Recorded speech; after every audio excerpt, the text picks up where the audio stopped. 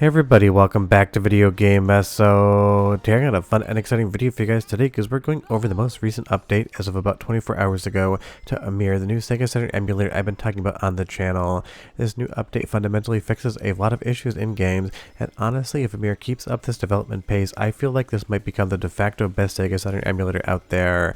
Before we get too far involved though, do me a huge favor down below, hit like and subscribe and ring that notification bell, definitely helps us out. And if you feel so inclined and want to support the channel, I got a Patreon link down below as well. Now I've definitely been talking about Saturn emulation on the channel for a bit now, and of course we did the entire Mr. FPGA testing series on this still in development core, so it has definitely been like 18 to 24 months of pure Sega Saturn in my life, and trust me, I am not complaining. Now with this new update to Ymir, it is 0.1.8, Radiant Silvergun now has all of the issues fixed up, and you can play the game from start to finish. And that is a big deal, not just for the emulation, but also kind of how these things get made. Because for the longest time, Radiant Silvergun was also one of those games that had issues on the actual Mr. FPGA Sega Saturn core. The game would freeze, it wouldn't control, so there's something about Radiant Silvergun that just gives both FPGA as well as software emulation somehow. So the fact that Ymir now 100% can play this game with no issues from start to finish is just a testament of how quickly this is progressing. I just recently did a best emulator for every Sega Saturn platform video, and I recommended Medefend with a graphical user interface for Saturn as of 2025. But if this keeps up, I feel like I could remake that same video in 2026 and tell everyone that Ymir is now that de facto choice, at least for me personally. There's been a ton of new updates on the graphical user interface, and I know so many people love that, just being able to control an emulator without having to deal with the command line on Medefend or a third-party graphical user interface, so you don't have to actually start writing into a DOS prompt. But in my testing of Radiant Silvergun, everything felt exactly like it should, and this is definitely a game where you don't want too much latency in the controls whatsoever. It is a very strategic game, with this one death I take here just because I got a little bit too close to the wall there and tried to scoot forward. It's also got a ton of sound improvements as well, so we're going to do an early soundtrack sample, but I got 4 more games to show you, so don't go anywhere, but listen to the music and I'll be right back.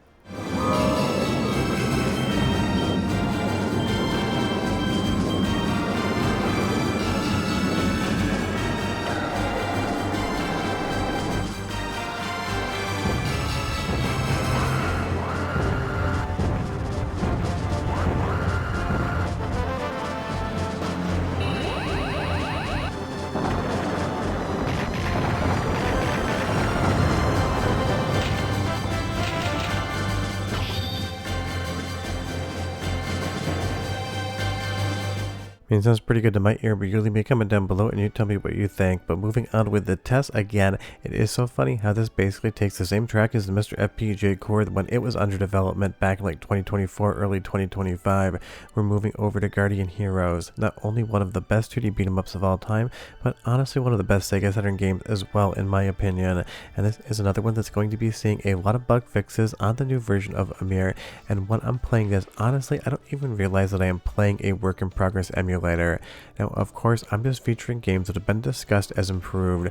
I'm sure there's hundreds upon hundreds of games that if I just picked at random and tried to boot up, the results would not be this impressive, or maybe they wouldn't work in the first place. That is the reality of developing emulation, whether it's on something like software emulation or even an FPGA core. Not every single game uses all of the same functions, so one game will be quote-unquote perfect, and the next game will be a glitchy mess. So definitely don't expect to see this level of performance across every single Sega Saturn game out there, but a ton are working and are working really well. So now it's kind of going back in and fixing up some bugs and understanding where those issues lie. The nice thing is, between all of the other active developments in the Sega Saturn space, you have a lot of people that you can talk to and a lot of research to read through. There's also an entire testing suite of Sega Saturn hardware tests that you can run in an emulator or on an FPGA core that will report back whether or not those hardware checks are passing or failing, and we will get into those in just a moment. But honestly, if I didn't tell you this was a work-in-progress Sega Saturn emulator, and I just told you this was captured on Mr. FPGA or maybe even real hardware with the best possible output you could get, I think everyone would just believe that, because honestly, I played this game, I controlled it, there was no latency, and I haven't seen a single visual glitch in all of my captured footage. Now, of course, I only have the one set of eyes.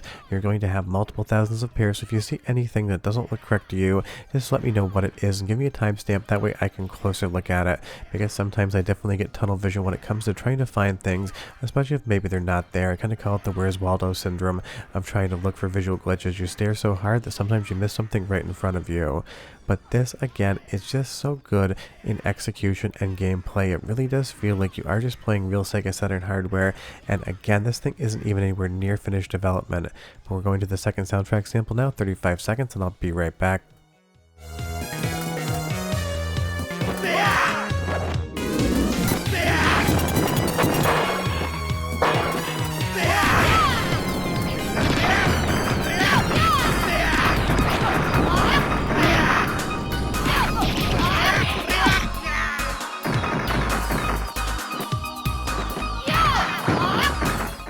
Sounds good to me, but you tell me what you think, because again, I am not an audio expert and I basically have two tin ears. But you'll see here in 0.1.8, the developer's talking about probably the last release until they move to 2.0, because they want to rewrite some portions of the actual emulation to get it more accurate and loading more games. Because you will see here on this register read and write, it's basically failing almost every single test. But the interesting thing is we saw this on Mr. FPGA 2 before it passed all of them, and failing doesn't mean games won't boot.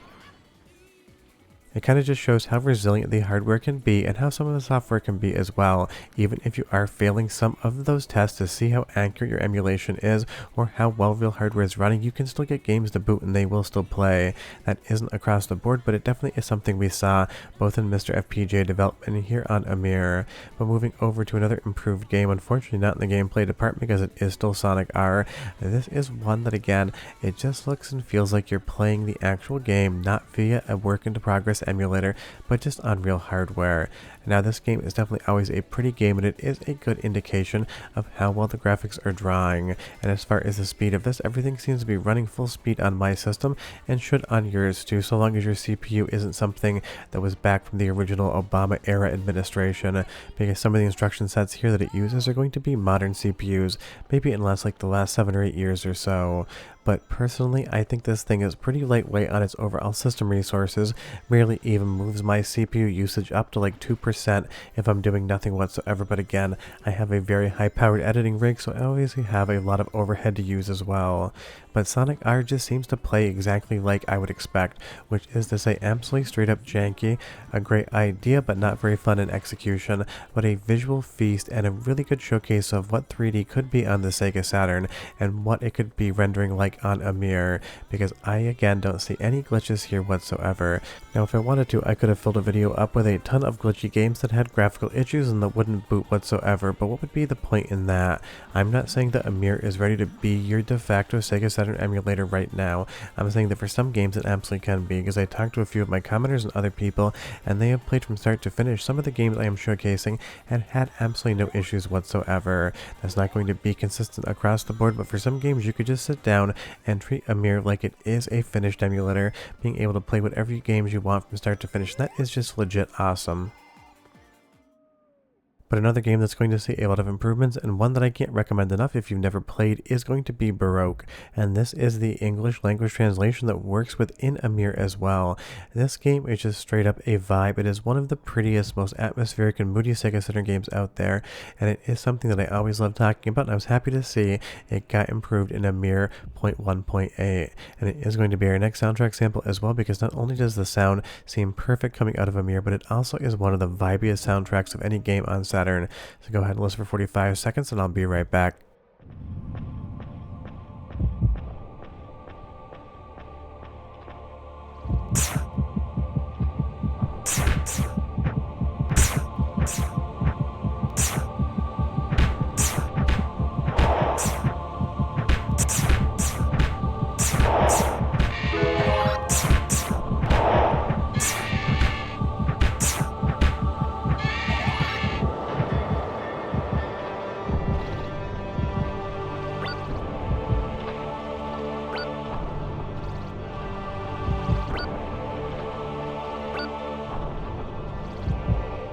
Not only is Broke an amazing game, and not only does it have an English translation, but that soundtrack just fits this otherworldly hell landscape perfectly, and it sounds exactly how I remember it sounding coming out of Ymir. And this is definitely a game that I've played through more than once in my time. So from the graphics to the controls to the audio, you would have no idea that this emulation wasn't finished, outside of the fact that this is a very long game, and I have not finished it whatsoever on the emulator, nor has anyone else I've actually spoken to. So maybe 10 minutes after I stop capturing this, everything goes to hell. I don't know. And that's something you just need to be aware of when you're dealing with in-development software.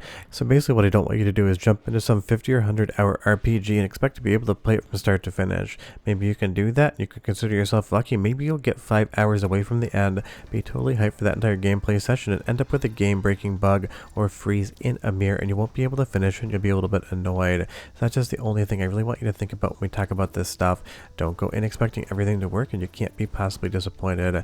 But Shinryu is another game that has seen improvements, and again, in my gameplay of all of these titles, I basically just sat down and had fun, and that is what you want out of software emulation. It's what you want out of an FPGA core, and it's what you want out of real hardware. You want to stop thinking about the fact that you're not playing on a Sega Saturn, that you're playing on an in-development emulator, and you just want to end up having fun and kind of breaking down that veil between testing an emulator and just playing some really fun video games, because at the end of the day, that's all emulators are. They're another means to play games that you love from back in the day.